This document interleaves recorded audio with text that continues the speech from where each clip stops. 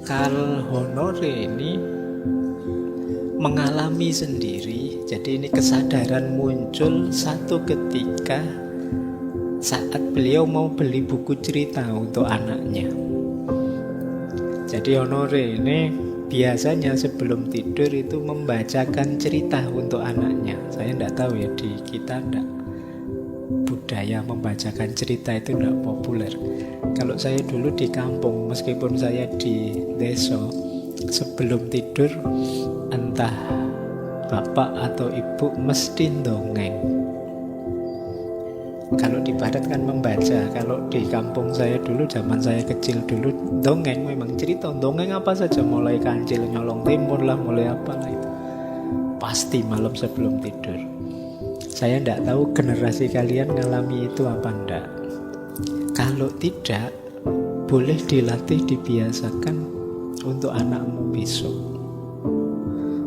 Jadi bagian dari quality time kalian dengan anak-anak kalian itu waktu sebelum tidur. Yos, kalau ndak ada buku, mungkin Pak buku di rumah filsafat semua, Pak ndak ada buku cerita. Ya kamu dongengin saja, tapi dongeng anak-anak ya, jangan dongeng drakor apa dongeng yang aneh-aneh. Jadi dongengin dia, itu masuk. Termasuk nanti mungkin di akhirnya ada pesan moralnya, ada titik tekannya apa. Nah ini dilakukan Honore, cuma kalau dia ada di tradisi di sana di barat itu sambil baca buku cerita. Nah, cuma dia merasa saya itu kalau cerita sebelum menemani anak sebelum tidur itu biasanya ceritanya kesusu-susu, terburu-buru. Kenapa? Pingin anaknya segera tidur, maunya begitu, terus dia dan ngerjain tugas yang lain, dan dia menyesali itu.